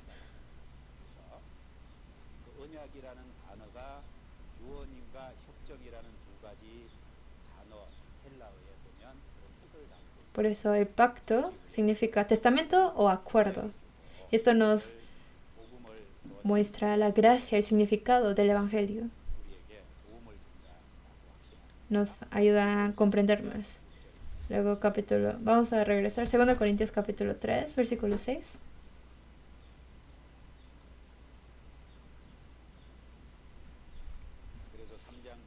Capítulo 3, versículos 6 al 11. Hace comparación del ser ministro del antiguo pacto y ser ministro del nuevo pacto. En versículo 6 dice que el antiguo pacto se hizo de letra, pero el nuevo pacto se hizo del espíritu. Y luego versículo 7 dijo que el pacto fue grabado en piedras, pero el nuevo pacto fue grabado en nuestro corazón. En 7 dijo que el antiguo pacto es el ministerio de muerte y el nuevo pacto en versículo 8 dice que es el ministerio del espíritu. En versículo 9 dice que el pacto fue el ministerio de condenación. porque el pacto proclama la condenación. Por eso Moisés, que proclamaba el pacto, tenía el ministerio de condenación. Pero el nuevo pacto predica la justicia, de que por la fe es justificado. Por eso dijo que es el ministerio de justificación. Versículos 10 y 11 dice que el pacto antiguo es glorioso porque glorifica a Dios, pero el ministerio de justificación, que es el nuevo pacto, es de mayor gloria. Que Moisés tuvo un rostro glorioso, pero este rostro, la gloria de su rostro fue momentáneo. Pero el nuevo pacto, que es el Evangelio, tiene un camino que no desvanecerá. De varios ángulos habla del ministro competente del nuevo pacto, que en lugar de tener el Evangelio, predicar el Evangelio, es un lugar muy glorioso, nos lo da a entender.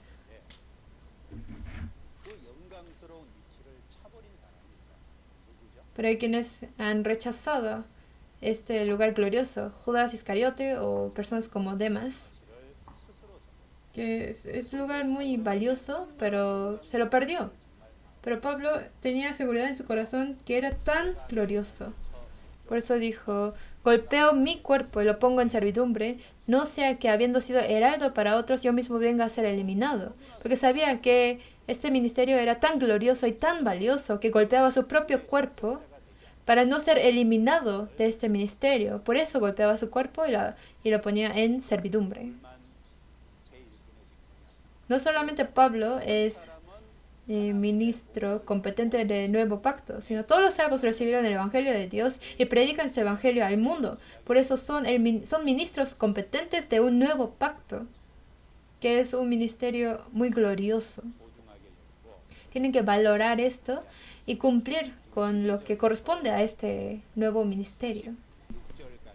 De versículo 12 a 16 habla acerca de dos razones de por qué no pueden aceptar el Evangelio. Uno, en versículo 14 dice: pero el entendimiento de ellos se embotó por la dureza de su corazón.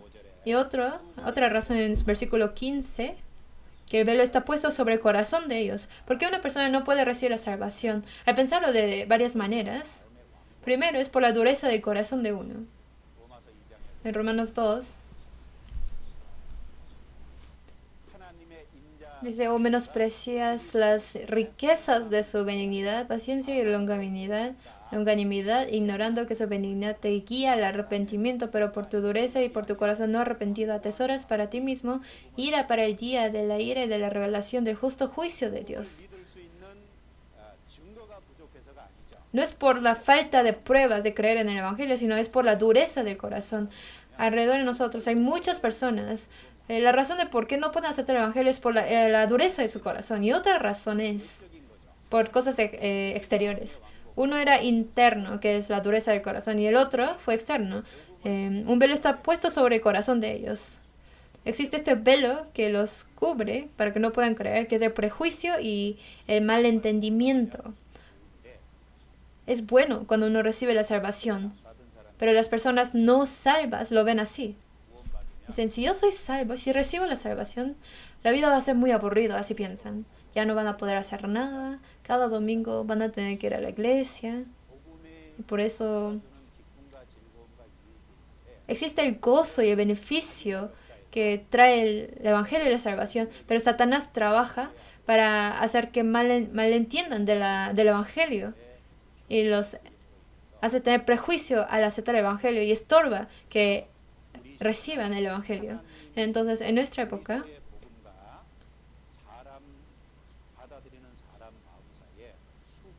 entre el Evangelio de Dios y el corazón del hombre se hace más y más grueso el velo que está en medio de los dos. Pero ¿cómo se podrá quitar este velo? Cuando vuelven a Cristo, este velo será quitado. Cuando se arrepienten en su corazón y vuelven a Cristo, Dios le quitará su velo. Dios le quitará lo que le estorba para creer en el Evangelio. Esa palabra está diciendo de versículo 12 al 16. Versículo 17 al 18. Leemos juntos. Porque el Señor es el Espíritu, y donde está el Espíritu del Señor, ahí hay libertad. Por tanto, nosotros todos, mirando a cara descubierta como en un espejo la gloria del Señor, somos transformados de gloria en gloria en la misma imagen, como por el Espíritu del Señor.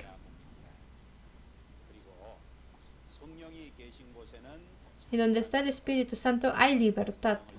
Cuando uno recibe la salvación, recibe el Espíritu Santo. Donde está el Espíritu Santo hay libertad. Es liberado del pecado, es liberado de la carga pesada de la ley, es liberado de la potestad del pecado. Y mientras pasa más y más tiempo, se hace más y más libre. Es la obra. Y donde hay el Espíritu Santo, está la obra de mirar la gloria del Señor. Y como su imagen, donde está el Espíritu Santo, uno se irá transformándose como Cristo, como el Hijo de Dios. Y esto los lleva en gloria. Se hace más y más glorioso. Existe esta obra de cambios. Donde está el Espíritu Santo, se manifiesta esta obra. Por eso en 2 Corintios capítulo 3, yo leyendo capítulo 3, yo ya he compartido muchas predicaciones de capítulo 3, porque era de mucha gracia para mi corazón y lo he compartido varias veces. Esta carta de recomendación que llevaban los apóstoles falsos, esas cartas de escritura humana, con esto llevaban, pero apóstol Pablo no tenían esta carta escrita, por eso le decían que era apóstol falso. Pero más bien apóstol Pablo está defendiéndose de una manera muy maravillosa de que lo que se hizo por medio del Espíritu Santo y las obras del Espíritu Santo no se compara al pedazo de papel de este mundo. Entonces fue una gran defensa y correcta ante estos maestros falsos. Y Dios por medio de apóstol Pablo realmente muestra de la vida tan asombrosa que está en nosotros. Y en este capítulo nos lo explica más claramente para que sea de gracia para nuestro corazón. A veces, por los obreros fraudulentos de Satanás, su obra es muy mala, pero por medio de esto, a veces Dios, dentro de su providencia, nos muestra una gracia tan grande. Al mirar las preguntas que los discípulos hacían a Jesús, a veces la pregunta en sí se veía muy necio y de una persona muy lento espiritualmente, pero Jesús, recibiendo estas preguntas, explicaba algo algo espiritual muy sabio, ¿no? Entonces, si no fueran por estas preguntas como niños, no podríamos tener estas respuestas tan asombrosas, ¿no? Entonces, aunque el hombre es duro, pero Dios, por medio de su necedad, Dios permite más gracia y más de su enseñanza al hombre. Vamos a volver a capítulo 4, versículo 1 al 6. Versículo 1 dice, por lo cual teniendo nosotros este ministerio, pero en versículo 1 al 6 habla de la postura del que tiene ministerio. Y de versículo 7 al 15 habla acerca de que nosotros que somos como un vaso, Dios que es el tesoro está dentro de nosotros. Y a pesar de las muchas aflicciones y tribulaciones de Pablo, él predicaba el Evangelio a los corintios.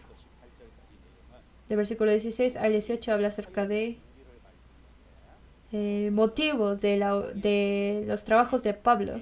Su motivo de Pablo no fue lo terrenal visible, sino siempre Pablo tenía su meta y su mirada en las cosas celestiales y así trabajaba. No tenía motivos personales y humanas del mundo, sino miraba la gloria y el mundo eterno. Y expresa su postura en capítulo 4.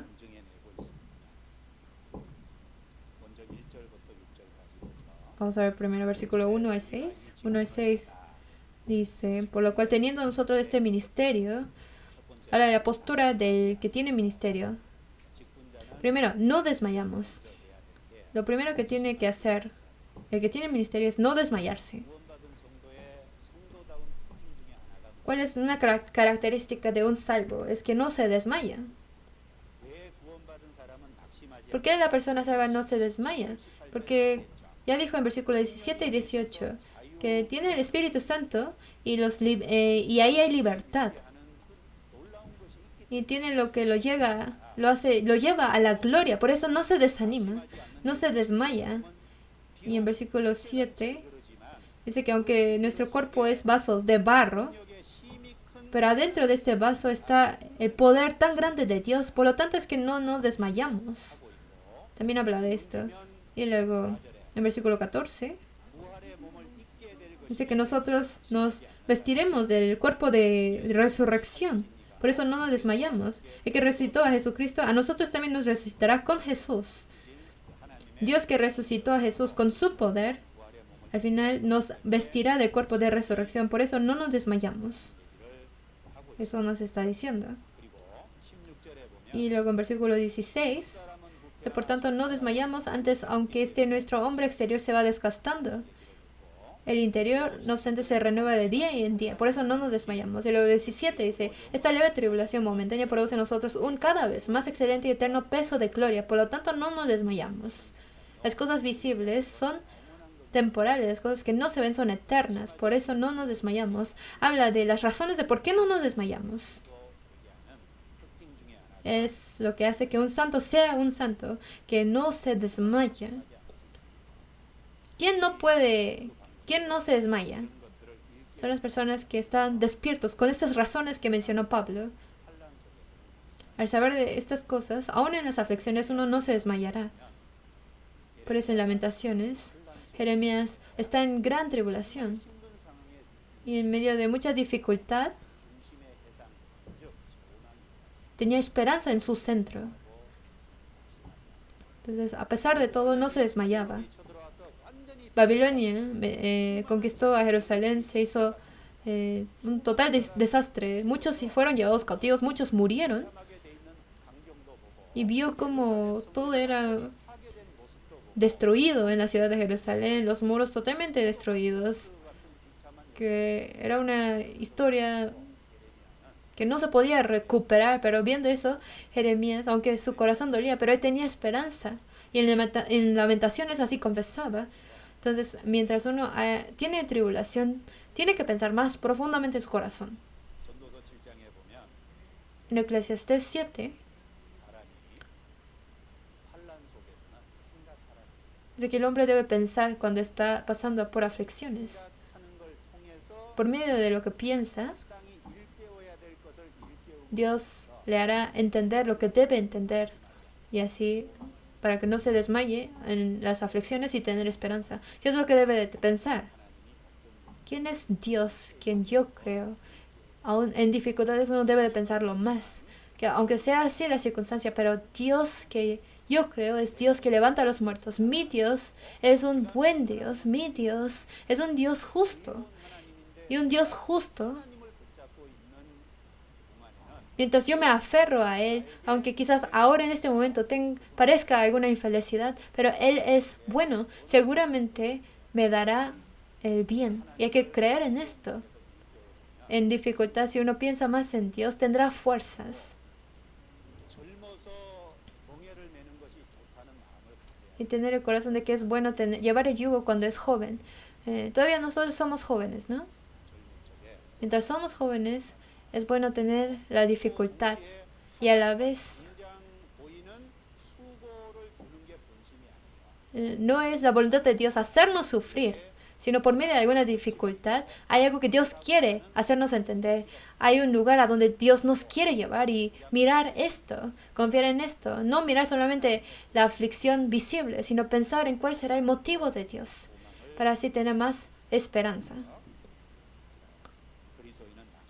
Entonces el cristiano no se debe de desmayar. Lo que hace que uno desmaye, ¿qué es? En realidad es Satanás. Satanás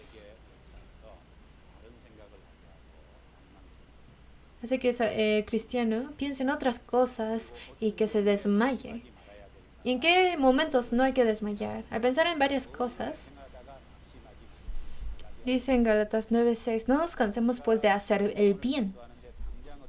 Si yo estoy predicando a otras personas por no tener resultados inmediatos, o si estoy predicando a mi familia, pasan 5 o 10 años y no reciben la salvación, Y entonces no hay que decir, pues de todos modos no se podrá y darse por vencidos.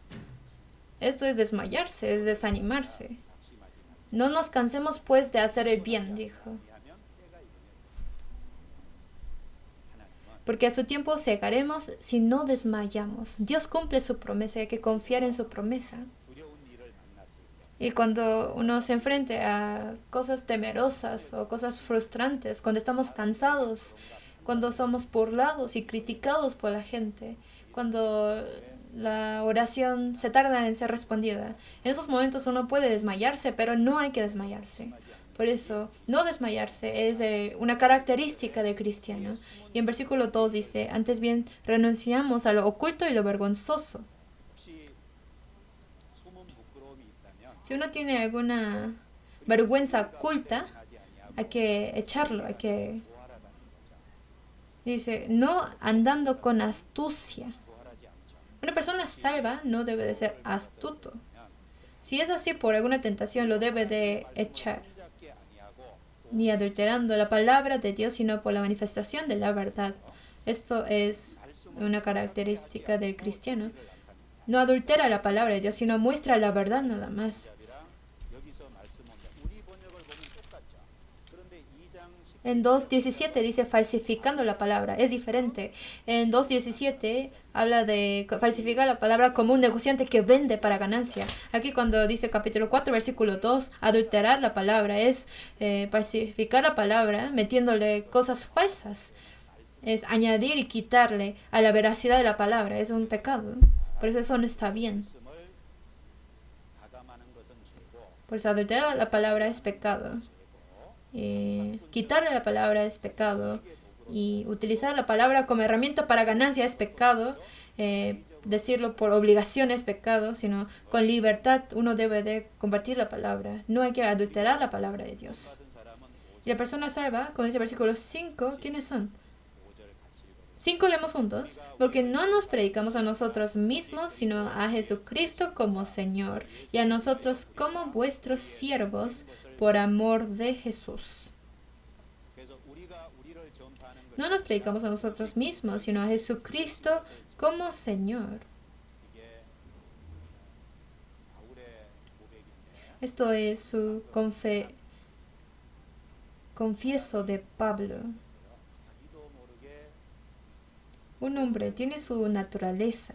Al principio predica a Jesucristo, pero pasando el tiempo lo alaban y la gente lo exalta. Entonces uno, sin darse cuenta, se empieza a manifestar a sí mismo, exaltar a sí mismo y predicar a sí mismo. Siempre existe este peligro. Por eso, aunque es algo obvio, pero dice, no nos predicamos a nosotros mismos, sino a Jesucristo como Señor. Que estamos predicando a Jesús. Esto es más sencillo, pero luego sigue algo más difícil. Y a nosotros como vuestros siervos por amor de Jesús. Esta palabra está diciendo que para Jesús, apóstol Pablo se hizo siervo de los corintios. ¿Entienden qué dice? Que no lo hizo por él mismo, sino por amor de Jesús. Porque Jesús, para que Jesús sea manifestado dentro de ellos, para que Jesús sea glorificado dentro de ellos, Pablo se humilló para los santos de Corinto. Y humillándose, los sirvió él.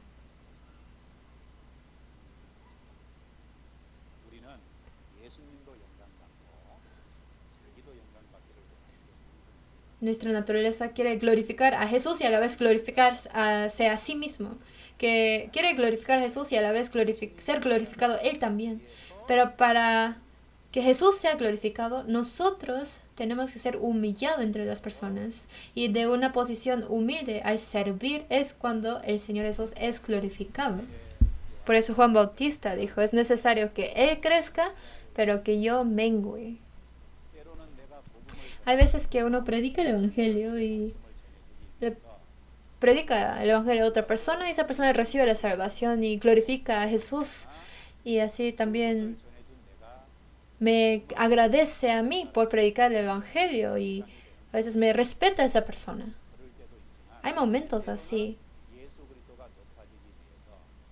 Pero también hay veces en que para que Jesús sea exaltado, yo tengo que rendir lo que es mío, ceder lo que es mío. Y eso es lo que hizo Juan Bautista. Si sus discípulos lo siguen a él, ellos no podrían ir a Jesús. Pero él tuvo que menguar, él tuvo que retroceder para que Jesús sea testificado. Entonces Juan Bautista predicaba a Jesús y ahí termina su obra. Pero si mantiene a su gente a su alrededor, así taparía su gloria de Cristo. Entonces hay momentos en nuestras vidas que esto pasa. Entonces tenemos que aprender esta imagen de apóstol Pablo.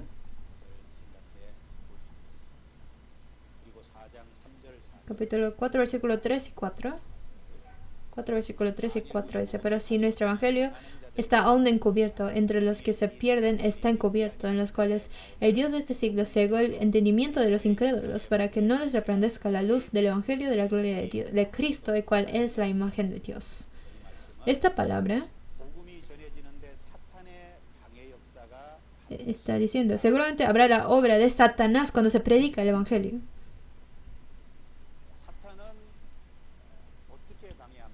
Satanás, ¿cómo estorba? En la parábola del sembrador se quita las palabras de la gente para que no entienda el evangelio, ¿no? Y voltea el interés de la gente a otras cosas. En lugar de cosas muy importantes, los voltea a cosas mundanas, no importantes, para estorbarlos. Entonces seguramente habrá el estorbo de Satanás. ¿Quiénes son los que tienen corazón para que Satanás trabaje en ellos? Aquí dice el corazón en donde Satanás trabaja. En versículo 4 dice, en los cuales el Dios de este siglo cegó el entendimiento de los incrédulos. El corazón de los incrédulos los cegó el entendimiento. O sea, gente que ya no quiere creer y su corazón es ideal para que Satanás trabaje en ellos. Ellos hacen como la comida de Satanás.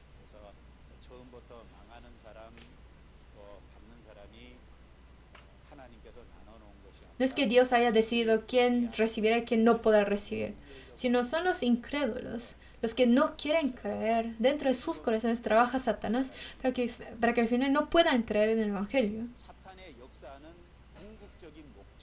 Y su final motivo de la obra de Satanás es para que esa persona no entienda la gloria de Dios en su corazón. Eso está diciendo. En versículo 7 dice, leemos juntos, pero tenemos este tesoro en vasos de barro, para que la excelencia de poder sea de Dios y no de nosotros.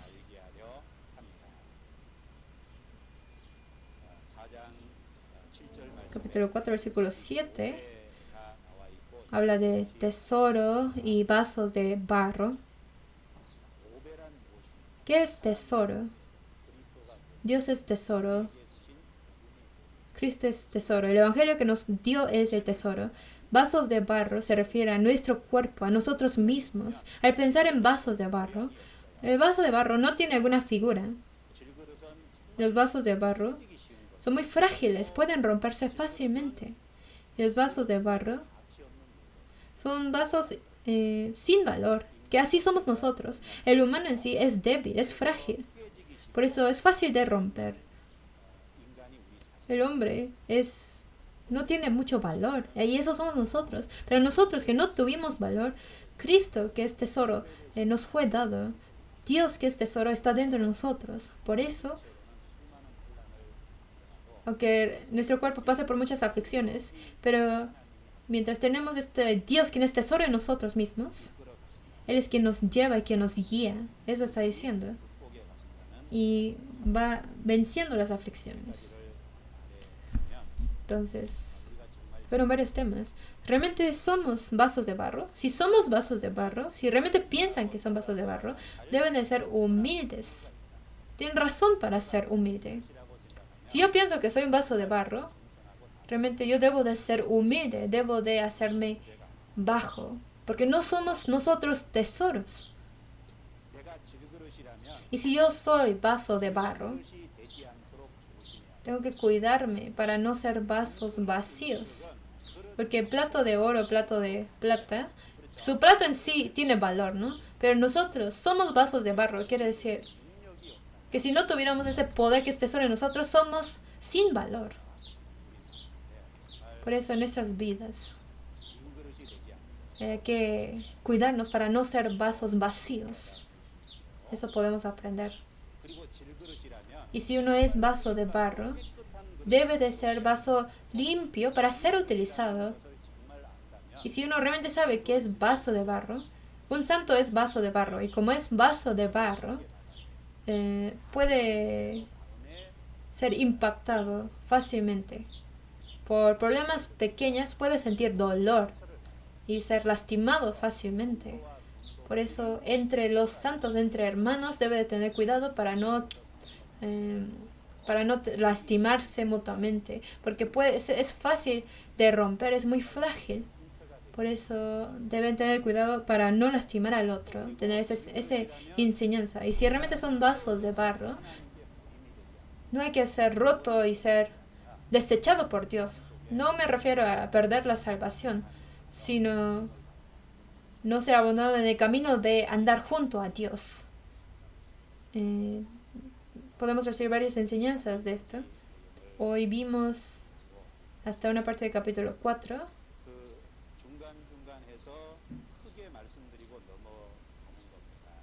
En lugar de resumírselos todos los capítulos, yo siento que es más importante detalladamente explicarles de la Biblia. Por eso es que no hablé de muchos capítulos, sino más detalladamente vimos algunos versículos. Y ya las partes que siguen pueden seguir estudiándolos. Hay palabras de enseñanzas detalladas de estos capítulos que siguen. Entonces sigan leyendo 2 Corintios, reciban más enseñanzas. Vamos a orar para terminar. Dios, te damos gracias. Gracias por darnos este valioso tiempo. Gracias por la gracia de guiarnos. Dios, tú guías a cada uno, nos ayudas a cada uno. Te pedimos que llenes más abundantemente nuestro corazón y nuestras vidas, y que en medio de muchas aflicciones y dificultades de nuestras vidas podamos vencerlas. Para esto, ayúdanos, Señor.